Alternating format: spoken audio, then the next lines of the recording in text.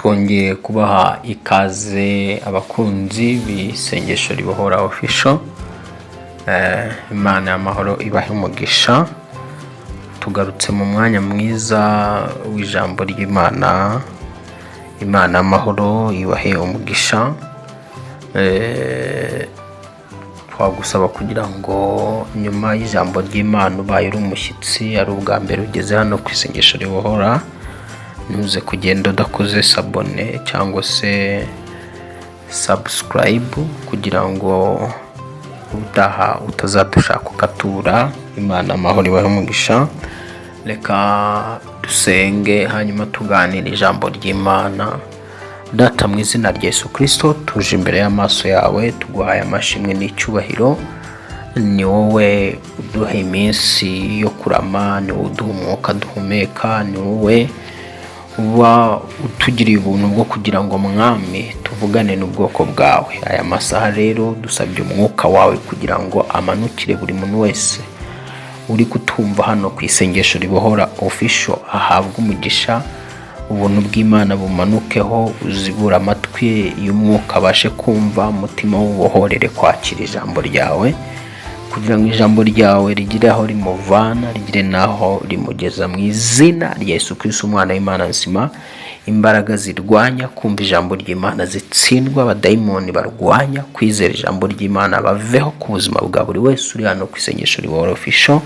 Mu izina rya Yesu Kristo ndahamagara umwuka wera kugira ngo akomeze ijambo ry'Imana mu mitima y'abatumva bose hano ku isengesho ribohora official. Ni mu izina rya Yesu risumba amazina yose, amen, amen. Nshuti mukundwa muri Kristo Yesu, igihe turimo ni igihe cyo kumva ijambo ry'Imana kuruta uko wakumva amagambo yamanjwe, amagambo y'amangambure cyangwa ayandi magambo atagufitiye umumaro. Umenye yuko handitse yuko ngo igihe kizaza ubwo abantu baziziba amatwi kugira ngo batumva ukuri, ngo bazashakisha abigisha bahuje n'irari ryabo. Tutimukundwa, iki ni cyo gihe turimo, ariko wowe jijukira, uhugurira umutima wawe kwakira ijambo ry'Imana, kumva ijambo ry'Imana, ariko kumva biguha gusobanukirwa. Mu isi y'umwuka abarozi, abakonikoni, Satani n'ingabo ze bashobora gufata umuntu bakamwangiza amatwi, bakamuroga mu buryo bw'umwuka, amatwi ye bakayafunga, bakayanangira, noneho ukabaho utabasha kumva ijambo ry'Imana. N'igihe uryumvise nturyakire, ntunarisobanukirwe. Izo ni tekinike Satani akoresha agamije kwica umuntu w'imbere, agamije kwica umuntu w'umwuka. Ntabwo Satani yifuza ko umuntu w'umwuka abaho byiteka, nk'uko we yakatiwe agakatirwa urwo gupfa iteka ryose. Ndavuga Satani ndetse n'abamarayika be. Yifuza ko n'ikiremwa muntu nacyo gikatirwa nkawe, kikaba cyazakatirwa cya kiremwa muntu kikazapfana na Satani. Mu rwego rwo kugira ngo agere kuri iyo ntego, ashobora gukoresha abakozi be aribo barozi, bakakwataka mu mwuka, bakakwataka ushyizweyo, bakakwataka usinziriye, bakinjiza imyuka mibi mu matwi yawe mu buryo bw'umwuka, ukabaho kumva ari ikibazo, gusobanukirwa ari ikibazo. Ariko tuvuga kumva, ndi kuvuga kumva ko kumva ijambo ry'Imana, kuko kumva ko kumva ijambo ry'Imana bitandukanye no kumva ko kumva amagambo asanzwe. Ijambo ry'Imana iyo umuntu aryumvise ryinjira mu bugingo bwe, ntabwo rigarukira mu nyama z'umubiri, riramanuka rikagenda rikinjira mu bugingo bw'umuntu, rikaba ryakiza bwa bugingo bw'umuntu. Kuko ibyanditswe bivuga yuko ngo kuko ijambo ry'Imana ari rizima, rifite imbaraga, rirahinguranya, rikagabanya ubugingo n'umwuka, kandi ngo rikagabanya ingingo n'imisokoro ngo ribangukira kugenzura iby'umutima wibwira ukanagambirira. Ibyo byanditse tubibona mu Baheburayo igice cya 4 n'umurongo wa 12. Urumva ko ijambo ry'Imana uko Bibiliya ivuze ngo ni rizima, rifite ubuzima. Mu yandi magambo, ntabwo ari ijambo ry'umuyaga gusa. Uryumva wese rimwinjiza mu buzima, uryumva wese riragenda rikinjira hagati mu bugingo bwe, rikagabanya umwuka n'ubugingo. Ibuka neza yuko umuntu agizwe n'umwuka n'ubugingo, kuko ijambo riravuga ngo nuko Imana ihumekera umwuka mu mazuru, umuntu agira ubugingo buzima. Urumva ko umwuka niwo uba mu bugingo. Umuntu yabaye umuntu ari uko umwuka, umuntu yagize ubugingo buzima ari uko umwuka umwinjiyemo. Nivuga ngo rero umwuka ugendana n'ubugingo, uwo ni wowe. Noneho wumve rya jambo ry'Imana ububasha rifite, rimanukana ubuzima mu muntu. Ryamanukana ubuzima mu muntu, rigaha ubuzima igice cy'umwuka muri wowe, rigaha ubuzima n'igice cy'ubugingo muri wowe. None umwuka akaba muzima muri wowe, n'ubugingo bukagira ubuzima muri wowe. Rero Satani bitewe n'agaciro azi k'ijambo ry'Imana, ntabwo yifuza ko abantu bumva ijambo ry'Imana. Abashaka kugira ngo nibishoboka niba naryumva ariko ntibarimenye, niba naryumva ntibaryakire, niba naryumva ntiribagumemo, ntiribatindemo. Tubona Yesu yarigishije agaciro k'ijambo ry'Imana muri Matayo igice cya 13. Muri Matayo igice cya 13, agaciro k'ijambo ry'Imana. Muri Matayo igice cya 13, reka tuhasome aho ngaho. Matayo igice cya 13, umugani w'umubibyi. Ngo umubibyi abigisha byinshi abacira imigani, aravuga ati, ubwo duhereye ku murongo wa 3, ngo abigisha byinshi abacira imigani, aravuga ati, umubibyi yasohoye imbuto, akibiba zimwe zigwa mu nzira, inyoni ziraza zirazitoragura, izindi zigwa ku kara kadafite ubutaka bwinshi. Uwo mwanya ziramera kuko ubutaka atari burebure, izuba rivuye ziraraba, maze kuko zitari zifite imizi ziruma. Izindi zigwa mu mahwa, araruka araziniga. Izindi zigwa mu butaka bwiza, zera imbuto imwe 100, indi 50, indi 30, biba bityo. Ufite amatwi niyumve. Mu isi y'umwuka umuntu ashobora kuba adafite amatwi gusa. Mu buryo bw'umubiri umuntu wamureba ukabona ko afite amatwi, ariko mu mwuka amatwi abarozi barayatwaye, Satani yarayatwaye, abadayimoni barayatwaye. Ku mubiri wawe bikagaragara ko ufite amatwi, ariko mu bugingo bwawe, mu mwuka wawe, muri wowe umwuka, amatwi barayatwaye. Niyo mpamvu hano Yesu yashoje avuga ngo ufite amatwi niyumve. Ngo abigishwa baramwegera baramubaza bati, niki gituma ubigishiriza mu migani?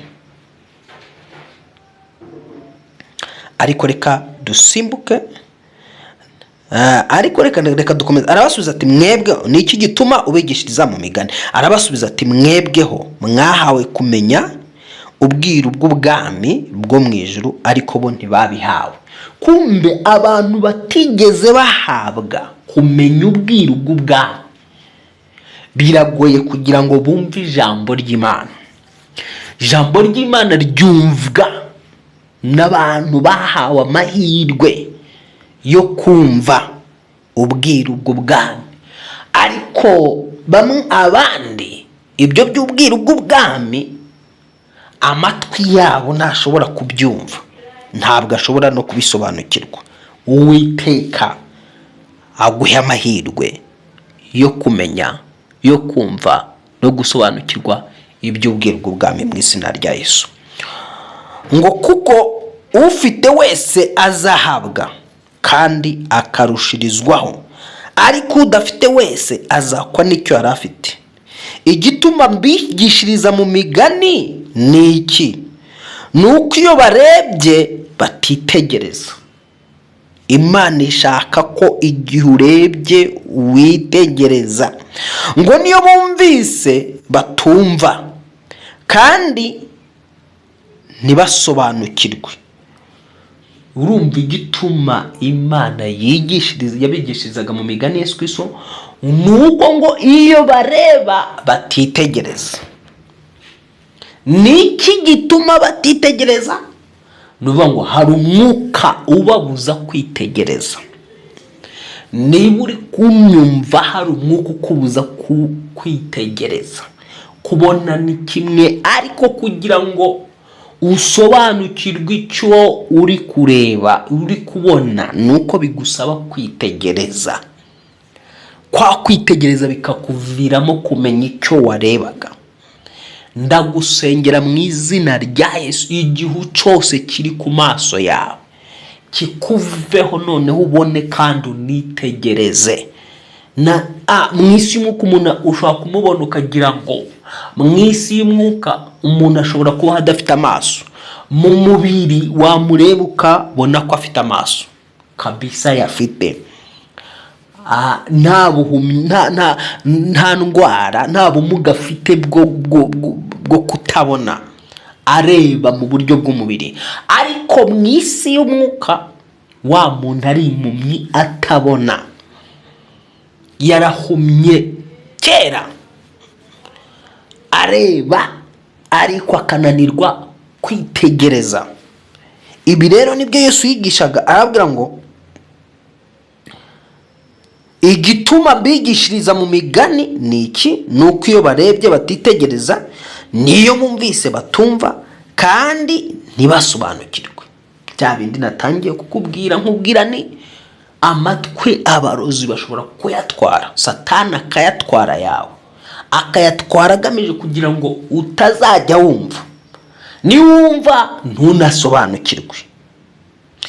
Amatwi yawe ndayasengeye, yafateho mu izina rya Yesu, nyarekurireho ijambo.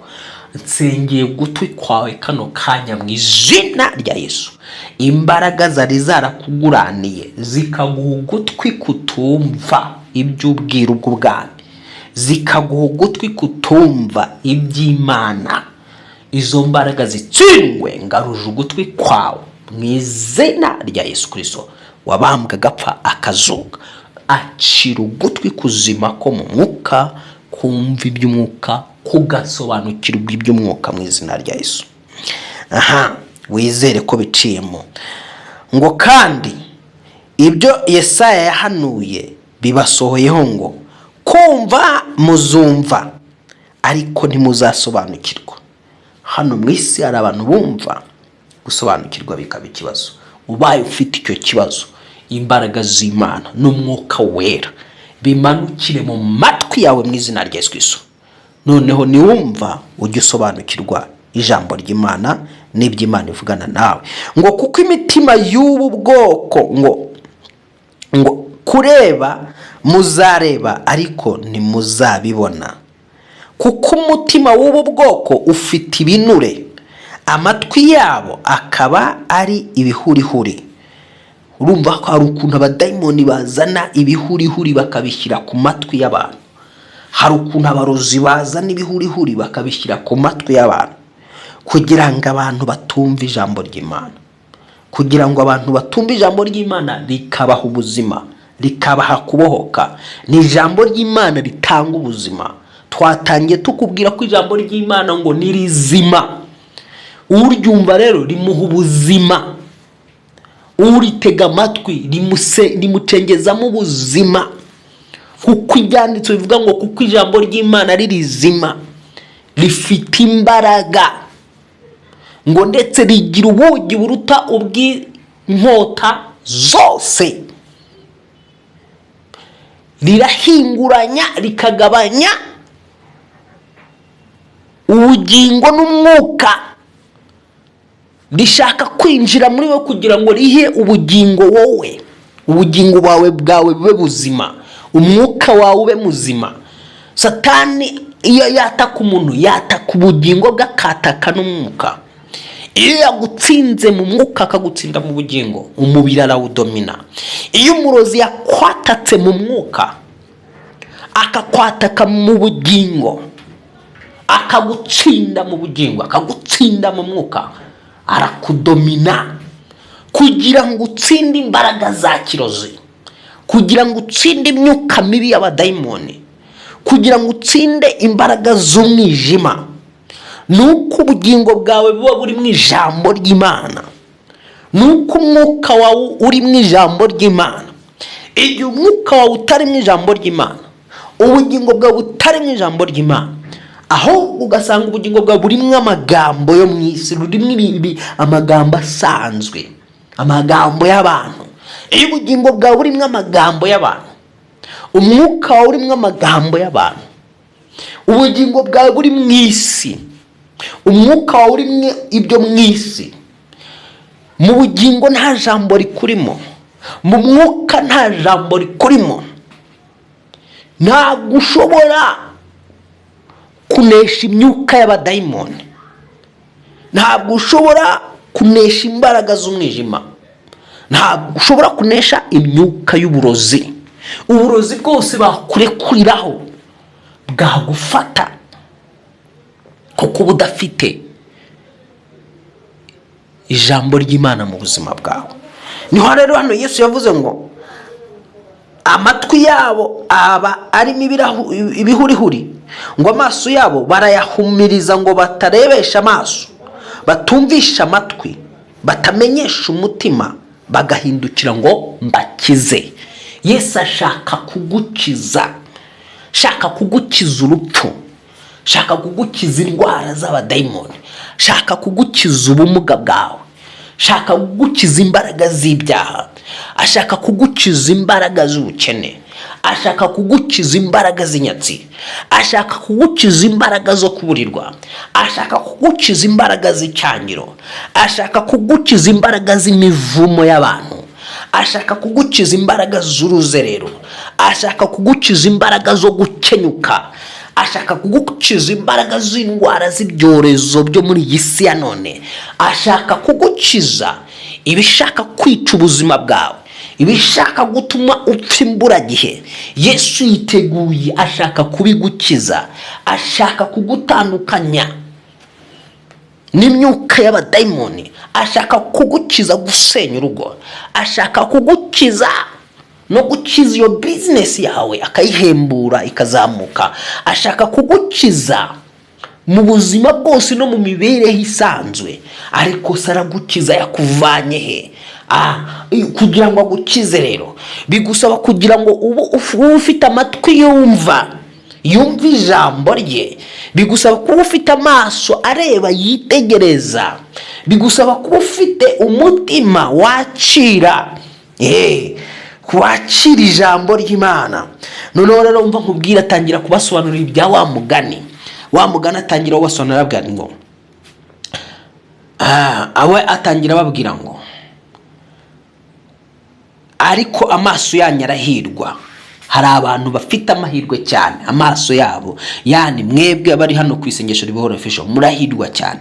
Ngo ariko amaso yanyu arahirwa kuko abona, n'amatwi yanyu kuko yumva. Ndababwira ukuri yuko abahanuzi benshi n'abakiranutsi bifuzaga kureba ibyo mureba ntibabibone, no kumva ibyo mwumva babyumve. benshi bashaka kumva ibyo mwumva mwebwe bari ku isengesho Ribohora Official ntibabyumve, ariko mwebwe mwaje ku isengesho Ribohora Official murahirwa cyane. Ngo nuko nimwumve umugani w'umubibyi, uwumva wese ijambo ry'ubwami ntarimenye, umubi araza agasahura ikibibwe mu mutima we. Urumva ko umubi araza akasahura icyo wumva mu mutima wawe, kuko Satani azi agaciro ko kuba umutima wawe wamenya, washijuka, wasobanukirwa, wakwakira ijambo ry'Imana. Rero mu rwego rwo kugira ngo ubwami bw'umwijima bugutsinde, bukurwanye, bukuneshe, bugerageza kugira ngo butume utumva, butume udasobanukirwa ijambo ry'Imana. Kuko rya jambo ry'Imana twatangiye tuvuga ngo ririmo ubuzima. Ijambo ry'Imana ririmo icyo ukeneye, ririmo gucira indwara kwawe, ririmo gucira ubugumba, ririmo gukira gupfusha kwa hato na hato, ririmo gukira indwara zananiranye abaganga batavura. Ijambo ry'Imana ririmo gukira ubukene cyangira igisuzuguriro, ririmo gukira ibyaha n'imbaraga z'ibyaha. Ijambo ry'Imana ririmo gukira, ndavuga ngo ririmo gukiza ibyo byose tuvuze. Ryagukiza imivumo y'abantu, muvumo wavumwe n'imiryango, wo wavumwe n'ababyeyi, wo wavumwe n'abarozi, wo wavumwe n'abantu batandukanye. Ijambo ry'Imana ririmo ubuzima ku buryo rikukuramo, riguhanaguraho imivumo y'abantu n'imivumo y'isi, rikagukuraho imivumo yose y'umwanzi, rikindiza umugisha mu buzima bwawe, rikindiza umugisha mu mibereho yawe. So rero Satani kuko azi agaciro karyo,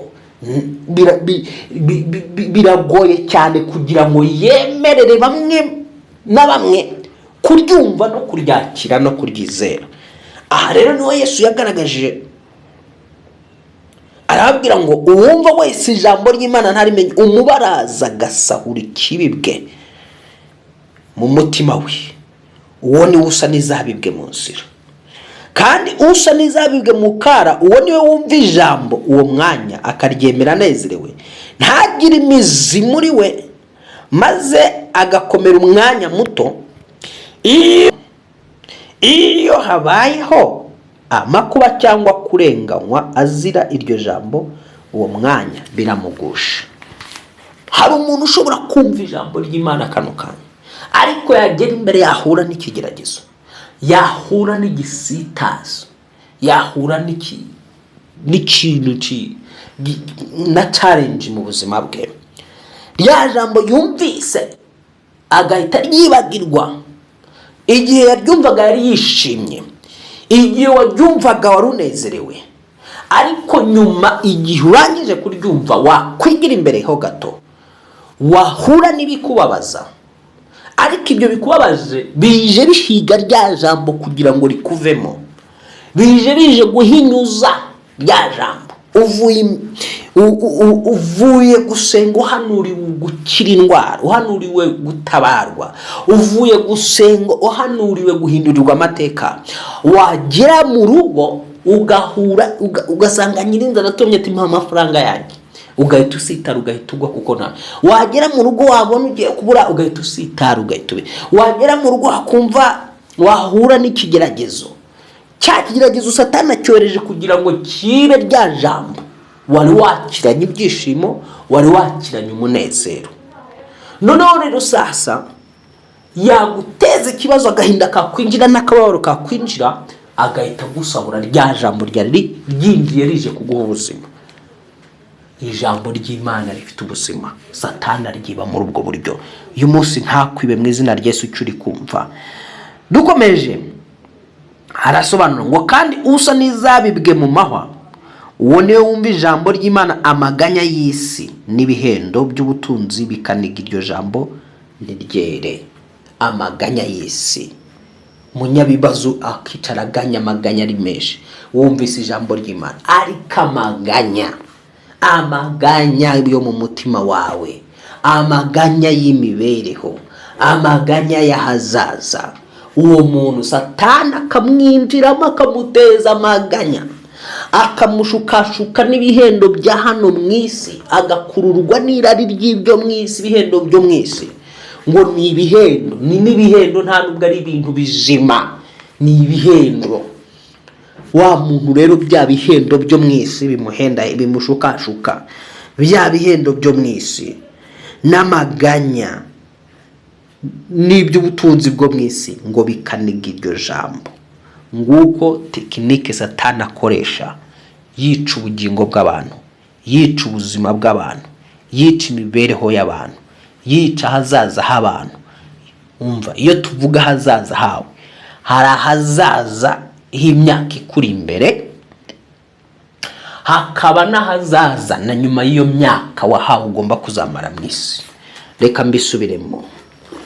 Satani iyo ashaka ibi byose abikora, ibi byose abikora arwanya umuntu kugira ngo atumve ijambo ry'Imana, atakire ijambo ry'Imana. Tageti yiwe ari ukwica ahazaza h'umuntu.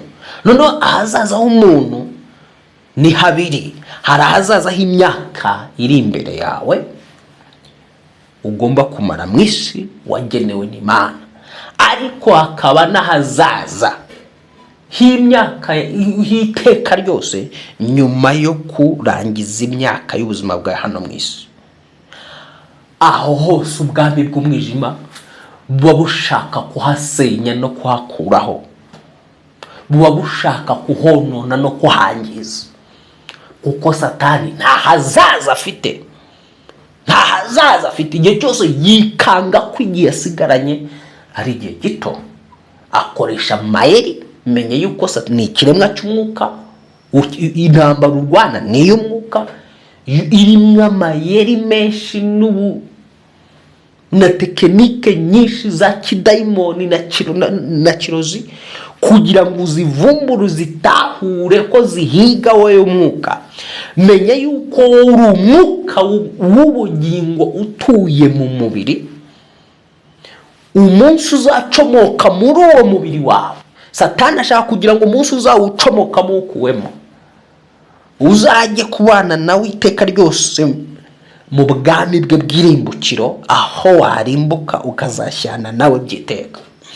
Noneho bitewe n'uwo mugambi we, arwanya abana b'abantu akababuza kumva ijambo ry'Imana, agashaka ko bumva ibintu bitari iby'Imana, ibintu byo mu isi, ibintu bidafite umumaro mu bugingo bwabo, ibintu bitabakiza, ibintu bitabungura, ibintu bitabahindura ngo bahindukirire Imana. Agashaka ko bumva ibintu bibahindukiriza we. Ahora arwana kugira ngo urusheho kugira umutima mubi, umutima winangiye, umutima udashaka Imana. Abashaka ko ugira umutima mubi, umutima ubishyushaririye, umutima w'ubugome, umutima wuzuye ibyaha byinshi, maganya, kwiheba, kwitotomba, kubeshya, mahana, amatiku, urwango n'ibindi. Ibyo nibyo bashaka kugira ngo biguturemo. Igihe yamaze kugutandukanya n'Imana, akugiraho access yo kugira ngo afunge imiyoboro yose y'imigisha, afunge imiyoboro yose y'iby'Imana yari yaraguteguriye kugira ngo ubibemo, ubituremo, ukiri muri ubuzima bwa hano mu isi. Cyangwa se ashobora kuba yanakureka ibyo byo mu isi ukabitunga, ariko ubugingo bwawe akabwica, cyangwa zimwe mu ngingo z'umubiri wawe cyangwa umubiri wawe akawubibamo indwara, akawubibamo, cyangwa se atakubibamo indwara. Ukaba ufite ibyo byo mu isi, ariko ijoro ryawe rikazajya rikubana ribi cyane, ukararana n'abadayimoni, ukararana n'ibiyoka, ukararana n'ibijangwe, ukararana n'ibibwa, ukarara mu mwijima mwinshi, ukarara unywa amaraso y'abantu, urya inyama z'abantu, wabyuka mu gitondo abantu bakakubona uri kugenda mu modoka nziza, rwose umeze neza, uri kugenda mu kimodoka cyiza, ariko ufite ibifaranga byinshi, ariko igihe cyawe cya nijoro ukaba urara ahandi mu yandi masi, ukarara mu bwami bwa Satani, ukararana n'ibiremwa by'umwijima, ukarara n'abantu ureba hejuru ari umutwe w'abantu, hasi ari ibinono, ukarara muri iyo si y'umwijima, ukararana n'ibiyoka, ukarara mu bintu nk'ibyo. Mu buryo busanzwe bwo mu mubiri abantu barakubona bakagira ngo uri bosi, kandi ko kuri bosi, ufite amazu, ufite amamodoka n'ibindi byose n'ibifaranga byinshi, ariko hahandi aho abantu batabona, aho amaso yabo yahishwe kubona, wowe wiyizi ugasanga ijoro ryawe wibera ikuzimu, urara unywa amaraso y'abantu, urara urya inyama z'abantu, urara ugira gute no gute. Wagaruka igihe ugarutse mu mubiri wawe mu buzima bwa rusange, akakubuza kumva ijambo ry'Imana ryagukiza, akakubuza kumva ijambo ry'Imana ryatuma uhindukira ukagarukira Imana ikaguvana mu maboko y'ubwami bwe. Yes, rero ndagusengera kano kanya, kangukira kumva ijambo ry'Imana kuko niryo ryuzuye ubuzima. Kangukira kumva ijambo ry'Imana ryuzuye ubutsinzi. Nta handi wabona intsinzi idashingiye ku ijambo ry'Imana. Amagambo y'abantu yose azaza guca intege, azaza gupfobya, azaza konona, yonona imyumvire yawe, agutandukanya na bene so, agutandukanya n'inshuti, agutandukanya n'abantu bakakugirira umumaro mu buryo bwo gusenga, simvuga mu buryo bw'umubiri. Akutandukanya n'abantu bakagombye kugufasha kugira ngo winjire mu muhamagaro wawe. Imana iremye umwana w'umuntu. Jambo ryarambwiye muri Zaburi ya 139 ritubwira yuko ngo iminsi yanjye, iminsi yawe cyangwa iminsi y'umuntu itarabaho n'umwe yari yanditswe mu gitabo cy'Imana. Ngo kandi iby'Imana intekerezaho ikagutekerezaho ni iby'igiciro twabasha kubibara biruta umusenyi wo ku nyanja. Bishatse kuvuga ngo rero umunsi Imana yakuremaga ikakuzana mu isi, hari igitabo cyanditswemo iminsi yawe yose uzabaho, kandi iyo yanditswe hatarabaho n'umunsi n'umwe mu minsi yawe. Uko iminsi yawe igomba kukugendekera yose yari yarateguwe n'Imana. Abantu bagomba kugira uruhare muri destination yawe, bagomba kugira uruhare mu buzima, mu mibereho yawe kugira ngo winjire mu mugambi Imana. Bose barateguwe. Icyo Satani akora ni iki rero? Ni ukugenda akudeviya, agutandukanya na ba bantu bagomba kugira uruhare mu buzima bwawe, bakujyana muri destiny yawe.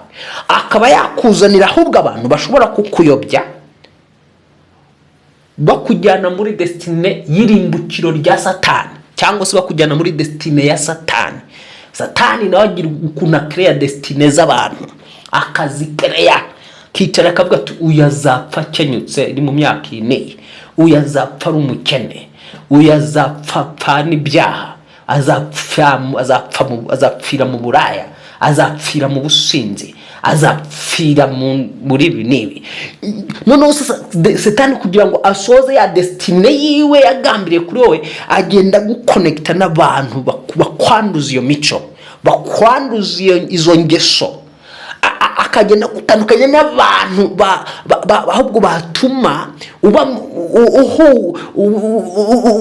bakwanduza ubuzima busenga, bakwanduza ubuzima bwo kwizera Imana, bakwanduza bwo kugendana n'Imana.